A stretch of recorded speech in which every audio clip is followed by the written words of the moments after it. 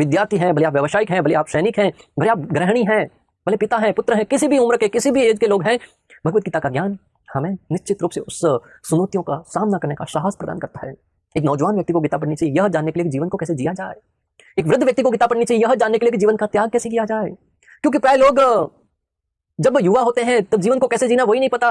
इसलिए कि नौजवान व्यक्ति को गीता पढ़नी चाहिए यह जानने के लिए जीवन को कैसे जिया जाए। वृद्ध व्यक्ति को गीता पढ़नी चाहिए जीवन का त्याग कैसे किया जाए। एक धनवान व्यक्ति को गीता पढ़नी चाहिए दया प्राप्त करने के लिए, और धनहीन व्यक्ति को गीता पढ़नी चाहिए आशा की किरण प्राप्त करने के लिए। क्योंकि जब व्यक्ति के पास अधिक धन आ जाता है तो स्वाभाविक ही अपने बारे में ही सोचता है। भगवत गीता पढ़ेगा तो दया करेगा, उस धन का सदुपयोग करेगा, धर्म के कार्य में लगाएगा, आवश्यकमंदों को, जरूरतमंदों को दान देगा। और जो निर्धन है उनको हताश निराश नहीं होना है। गीता सिखाती है कि आशा की किरण कैसे प्राप्त करें, एक छोटा सा कहीं से आशा दिखी और उसको सफलता में कैसे परिवर्तित करें, उसका ज्ञान भगवत गीता देती है। एक ज्ञानी व्यक्ति को गीता पढ़नी चाहिए नम्रता प्राप्त करने के लिए, अज्ञानी व्यक्ति को गीता पढ़नी चाहिए ज्ञान अर्जित करने के लिए। जब व्यक्ति के पास ज्ञान आ जाता है तो व्यक्ति को अहंकार आ जाता है, सीना चौड़ा करके चलने लगता है, नीचे का कुछ दिखता नहीं, आसमान में नजर रहती है। इसके लिए शास्त्र कहते हैं भगवत गीता ज्ञानी व्यक्ति को पढ़नी चाहिए ज्ञान नम्रता प्राप्त करने के लिए, और अज्ञानी व्यक्ति को गीता पढ़नी चाहिए ज्ञान अर्जित करने के लिए, जीवन जीने की कला सीखने के लिए। एक घमंडी व्यक्ति को गीता पढ़नी चाहिए चेतावनी प्राप्त करने के लिए, और नम्र व्यक्ति को गीता पढ़नी चाहिए मोक्ष प्राप्ति के लिए। जब व्यक्ति को अहंकार आ जाता है तो वो भूल जाता है कि उसकी भी एक दिन मृत्यु होनी है, सारे दिन एक से नहीं चलने वाले। इसलिए भगवत गीता को पढ़कर चेतावनी प्राप्त करेगा कि मेरी भी यह असर हो सकता है जो भीष्म पितामह, द्रोणाचार्य, कृपाचार्य या ऐसे अनेक अधर्म के साथ खड़े लोगों का हुआ।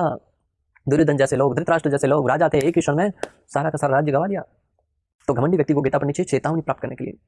दुर्योधन को लगता था कि भीष्म पितामह हमारे साथ है तो क्या चिंता है, द्रोणाचार्य हमारे साथ है तो क्या चिंता है, कर्ण जैसे लोग हमारे साथ है तो क्या चिंता है, अश्वत्थामा जैसे लोग मेरे साथ है तो क्या चिंता की बात है, कुछ ही क्षणों में पांडवों को निपटा देंगे। परंतु ये घमंड, ये अहंकार को तोड़ने के लिए भगवत गीता का पढ़ना बहुत आवश्यक है। और नम्र व्यक्ति को गीता पढ़नी चाहिए मोक्ष प्राप्ति के लिए। नम्र व्यक्ति निराश न हो, भगवत गीता आश्वासन देती है कि उसका भी मोक्ष होना सुनिश्चित है। एक बलशाली व्यक्ति को गीता पढ़नी चाहिए दिशा प्राप्त करने के लिए। शक्ति कितनी हो, सामर्थ्य कितना ही हो, परंतु सही दिशा ना हो तो जाना कहाँ है। आज हम देखते हैं जिम में जाकर लोग घंटों घंटों ट्रेडमिल पे भागते हैं, परंतु अंत में मालूम पड़ा पहुंचे कहाँ, वहीं के वहीं। क्या लाभ इतना भागने का। आज के युवा बहुत अंदर शक्ति बहुत है, सामर्थ्य बहुत है, कुछ कर गुजरने का मादा भी जज्बा भी बहुत है, परंतु करना क्या है वही नहीं पता।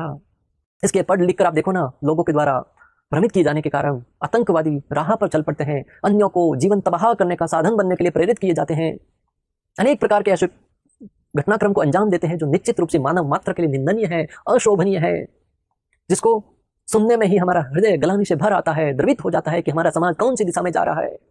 इसलिए एक बलशाली व्यक्ति को गीता पढ़नी चाहिए ज्ञान प्राप्त करने के लिए, दिशा कौन सी सुनिश्चित करे, कौन सी दिशा में जाए, उस शक्ति का प्रयोग कहाँ करे, भले वो मानसिक शक्ति हो, शारीरिक शक्ति हो या आध्यात्मिक शक्ति हो, उसका प्रयोग कहाँ करना है, कौन सा रास्ता सुनना है, यह निश्चित रूप से भगवत गीता हमें सिखाती है।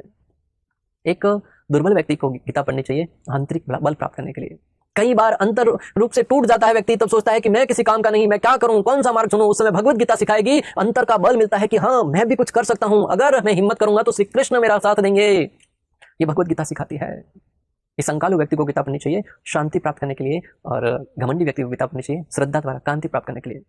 जो पीड़ित है उसको तो शांति मिलती है भगवत गीता पढ़ने से, और जो संकालु व्यक्ति है उसको श्रद्धा द्वारा कांति मिल जाती है कि भगवत गीता में श्रद्धा कैसे बढ़ाए, शास्त्रों में श्रद्धा कैसे बढ़ाए, संतों में श्रद्धा कैसे बढ़ाए, ये भगवत गीता सिखाती है। तो भगवत गीता का एक एक प्रसंग, एक एक विषय प्रत्येक जीव के लिए लाभ प्रदान करने वाला है। भले वो स्त्री है, पुरुष है, नौजवान है, वृद्ध है, किसी भी युवावस्था में है या किसी भी अवस्था में आप है ना, श्रीमद् भगवत गीता का ज्ञान हमें एक नई ऊर्जा प्रदान करता है, नई दिशा प्रदान करता है, और उसके आधार पर व्यक्ति निश्चित रूप से अपने वास्तविक लक्ष्य गंतव्य